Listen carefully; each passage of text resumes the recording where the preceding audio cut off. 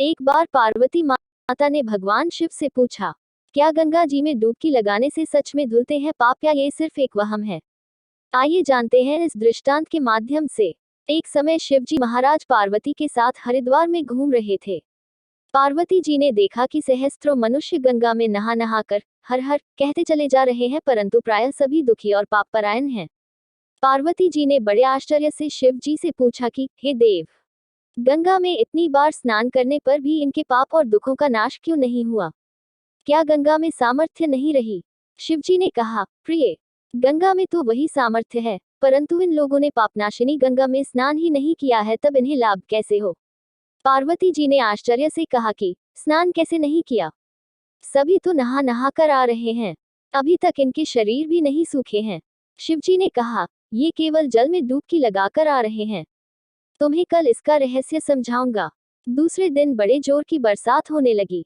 गलियां कीचड़ से भर गईं। एक चौड़े रास्ते में एक गहरा गड्ढा था, चारों ओर लपटीला कीचड़ भर रहा था। शिवजी ने लीला से ही वृद्ध रूप धारण कर लिया और दीन विवश की तरह गड्ढे में जाकर ऐसे पड़ गए जैसे कोई मनुष्य चलता चलता गड्ढे में गिर पड़ा हो और निकलने की चेष्टा करने पर भी न निकल पा रहा हो। पार्वती जी को उन्होंने यह समझाकर गड्ढे के पास बैठा दिया कि देखो, तुम लोगों को सुना सुनाकर यूं पुकारती रहो कि मेरे वृद्ध पति अकस्मात गड्ढे में गिर पड़े हैं, कोई पुण्यात्मा इन्हें निकालकर इनके प्राण बचाए और मुझ असहाय की सहायता करे।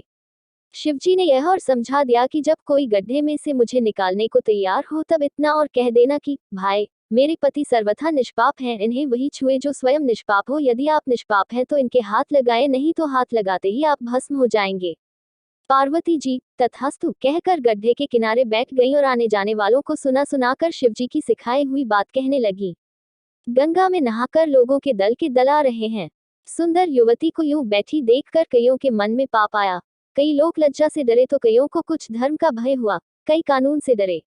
कुछ लोगों ने तो पार्वती जी को यह भी सुना दिया कि मरने दे बुढ़े को, क्यों उसके लिए रोती है। आगे और कुछ दयालु सच्चरित्र पुरुष थे, उन्होंने करुणावश वो युवती के पति को निकालना चाहा, परंतु पार्वती के वचन सुनकर वे भी रुक गए। उन्होंने सोचा कि हम गंगा में नहाकर आए हैं तो क्या हुआ, पापी तो है ही, कहीं होम करते हाथ न जल जाएं। बूढ़े को निकालने जाकर इस स्त्री के कथनानुसार हम स्वयं भस्म न हो जाएं। किसी का साहस नहीं हुआ। सैकड़ों आए, सैकड़ों ने पूछा और चले गए।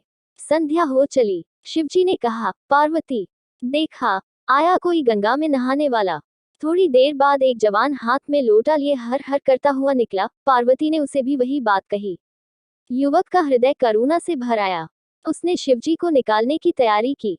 पार्वती ने रोककर कहा कि भाई, यदि तुम सर्वथा निष्पाप नहीं होगे तो मेरे पति को छूते ही जल जाओगे।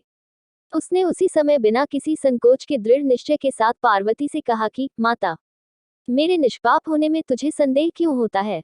देखती नहीं मैं अभी गंगा नहाकर आया हूँ। भला गंगा में गोता लगाने के बाद भी कभी पाप रहते हैं? तेरे पति को निकालता हूँ। युवक ने लपककर बूढ़े को ऊपर उठा लिया। शिव पार्वती ने उसे अधिकारी समझकर अपना असली स्वरूप प्रकट कर उसे दर्शन देकर कृतार्थ किया।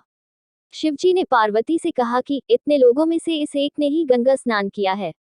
इसी दृष्टांत के अनुसार जो लोग बिना श्रद्धा और विश्वास के केवल दम के लिए गंगा स्नान करते हैं उन्हें वास्तविक फल नहीं मिलता, परंतु इसका यह मतलब नहीं कि गंगा स्नान व्यर्थ जाता है।